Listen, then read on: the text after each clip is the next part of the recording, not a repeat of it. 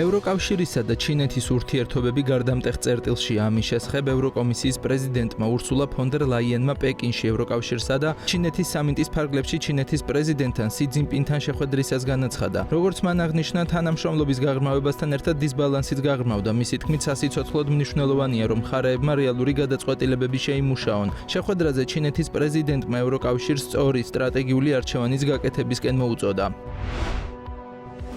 ბერძნულმა მხარემ ევროკავშირის შინაგან საქმეთა მინისტრებთან შეხვედრისას უკანონო მიგრაციის შეკავების გეგმა წარადგინა, რომელიც ევროკავშირის ფარგლებს გარეთ მიგრანტების განთავსების დროებითი ცენტრების აგებას გულისხმობს. გამოცემა პოლიტიკოს ცნობით საბერძნეთის შინაგან საქმეთა მინისტრმა ტანოს პლევრისმა ევროკავშირიდან კოლეგებს მოუწოდა მეტი ყურადღება დაუთმონ დეპორტაციას და მიგრანტების ნაკადის შესაკავებლად განთავსების წინასწარი ცენტრები შექმნან. თურქეთმა თავისი პირველი ჰიპერბგერითი რაკეტა ტაიფუნ ბლოკ 4 წარადგინა. მისმა მწარმოებელმა როკეტსანმა სტამბოლში მიმდინარე თავდაცვის საერთაშორისო გამოფენაზე დამსწრეებს მთლიანობაში 6 ახალი მოწინავე სისტემა გააცნო. ტაიფუნ ბლოკ 4 ბალისტიკური რაკეტა ტაიფუნის რაკეტის ჰიპერბგერითი ვერსიაა. ის თურქეთში წარმოებულ ყველაზე შორმანძილზე მოქმედ ბალისტიკურ რაკეტას წარმოადგენს. ახალი რაკეტა გაცილებით უფრო ზუსტი და მოქნილი იქნება. ჰიპერბგერითი რაკეტის გარდა შეიარაღების მწარმოებელმა თურქულმა სახელმწიფო კომპანია MKI დრონების საწინააღმდეგო თავდაცვითი სისტემაც წარადგინა.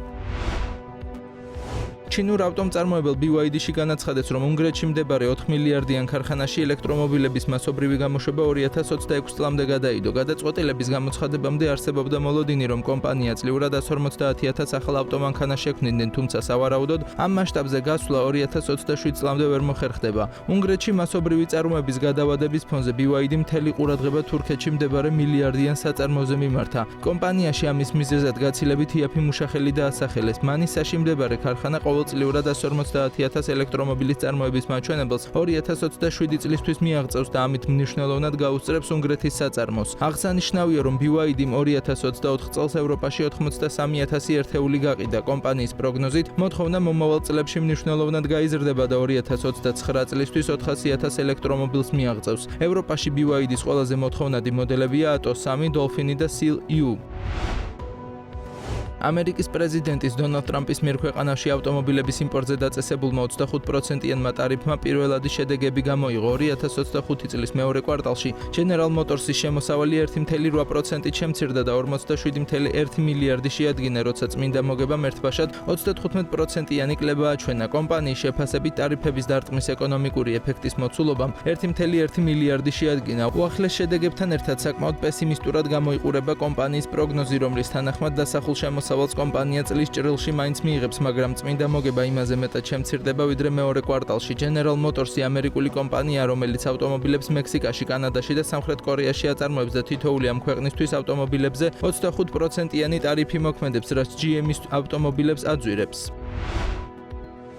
მსოფლიოს ერთ-ერთმა ყველაზე ცნობილმა გამაგრილებელი სასმელების ბრენდმა Coca-Cola-მ პრეზიდენტ ტრამპის მოწოდება გაითვალისწინა, როგორც კომპანიის CEO-მ ჯეიმს κουინსმა განაცხადა, Coca-Cola ამერიკაში მოყვანილი შაქრის ლერწმით დამტკბარ სასმელებს გამოუშვებს. აღსანიშნავია, რომ აქამდე არსებული ყველაზე მოთხოვნადი ვარიანტის წარმოება ძველებურად გაგრძელდება. ცნობისთვის შაქრის ლერწმით დამტკბარი გამაგრილებელი სასმელები უკვე მრავალი წელია იყიდება შტატებში, მათ შორის ყველაზე პოპულარული მექსიკური კოლაა, რომელიც ბაზარზე პირველად 2005 წელს გამოჩნდა. მნიშვნელოვანია აღინიშნოს, რომ შაქრის ლერწმით დამტკბარი Coca-Cola-ს გამოშვებას ნაკლებად პოზიტიურად ხვდებიან ჯანმრთელობის ექსპერტები. მათი შეფასებით განსხვავება სასმელი შაქრის ლერწმისა და მაღალი ფრუქტოზის შემცველი სიმინდის სიროფის გამოყენება შორის არც ისე დიდია და ჯანმრთელობისთვის ორივე მავნებელია.